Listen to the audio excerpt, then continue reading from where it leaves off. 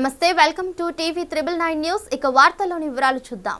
భద్రాద్రి కొత్తగూడెం జిల్లా ఇల్లందు JK5OCలో సింగరేణి ఎన్నికల ప్రచార కార్యక్రమంలో INTUC గెలుపుకై ముఖ్య అతిథిగా పాల్గొన్న మంత్రి పొంగిలేటి శ్రీనివాసరెడ్డిని గడిచిన సార్వత్రిక ఎన్నికల్లో భారీ మెజార్టీతో విజయం సాధించి ఉన్నతమైన మంత్రి పదవి పొంది మొదటిసారిగా ఇల్లందు వచ్చిన మంత్రి శ్రీనివాసరెడ్డికి శుభాకాంక్షలు తెలియజేస్తూ పూలమాలలు వేసి శాలువా కప్పి ఘనంగా సన్మానించిన ఇల్లందు స్టేషన్ బస్తీ నివాసి INTUC deputy general secretary SD Mahabub.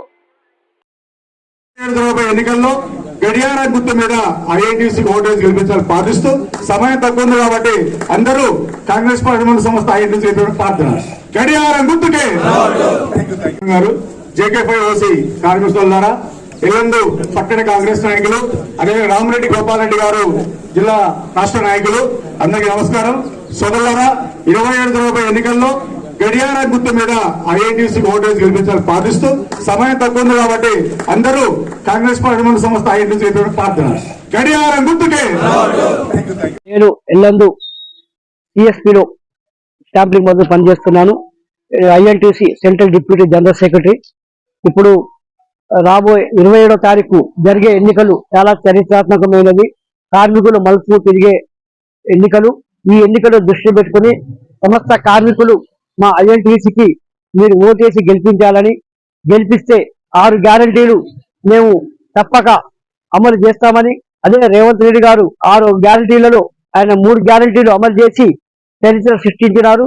మేము INTUC కూడా మేము 6 గ్యారంటీలు మేము అమలు చేస్తామని, ఒకటి 250 గజాల స్థలం, 20 లక్షలు రుణమాఫీ తోటి 20 లక్షలు గ్రాంటు, ఇంకొకటి ఇన్కమ్ ట్యాక్స్ కోలీల లాగా అధికారులకు ఎట్లా మాఫ్ ఉందో ఫ్లెక్స్ మీద మాఫ్ చేసి చేపిస్తామని, 3 కార్మికులకు మారు పేర్లు ఉండే దాన్ని కూడా మేము సరి చేస్తామని, రేపు రాబోయే రోజుల్లో కార్మికుడు దిగిపోయినా అప్పుడే వాళ్ళ బెనిఫిట్స్ వాళ్ళకి CMPFలో అన్ని డబ్బులు ఒకేసారి ఇప్పించేటకు మేము ప్రయత్నం చేస్తాం. రేపు రాబోయే రోజుల్లో కార్మికులకు యాక్సిడెంట్ కాకుండా 0 యాక్సిడెంట్ లేకుండా మేము చేస్తాం. ప్లేడోలు కూడా కాకుండా అన్ని ప్లేడోలు కూడా మేము ప్రయత్నం చేస్తామని మా జనప్రసాద్ గారు చెప్పినారు. ఇంకొకటి, ఈ రోజు కార్మికులకు మేలైన ఏజ్ బోర్డు ఒప్పందం జరిగిందంటే అది జనప్రసాద్ గారి కృషి. జనప్రసాద్ గారు ఏజ్ బోర్డులో 2 సెటప్లోనే కూర్చొని లాస్ట్ లో జాతీయ సంఘాలు చేయని పని జనప్రసాద్ గారు పోయి మన కార్మికులకు మంచి లాభదాయకమైన ఏజ్ బోర్డు చేసినారు. మా అధికారులు సమానంగా మనకు జీతాలు వచ్చినట్టే జనప్రసాద్ గారి కృషి. కరోనా టైంలో కూడా గెలిపి టీబీటీకే చేయలేదు, ఈయనే మాట్లాడి అందరికి స్కిట్ అవన్నీ ఇప్పించి హెల్త్ క్యాంపులు పెట్టించిన ఘనత జనప్రసాద్ గారిని. వాస్తవంగా సెప్టెంబర్ అక్టోబర్ నవంబర్ నెలలో మనకు వచ్చిన డబ్బులు ఏజ్ బోర్డు డబ్బులు ఐఏఎస్ మన జనప్రసాద్ గారి కృషి వల్ల వచ్చింది. తర్వాత లాభాల వాటా 1,46,000 జనప్రసాద్ గారి కృషి వల్ల వచ్చింది. తర్వాత దీపావళి బోనస్ కూడా జనప్రసాద్ గారి కృషి వల్ల వచ్చింది.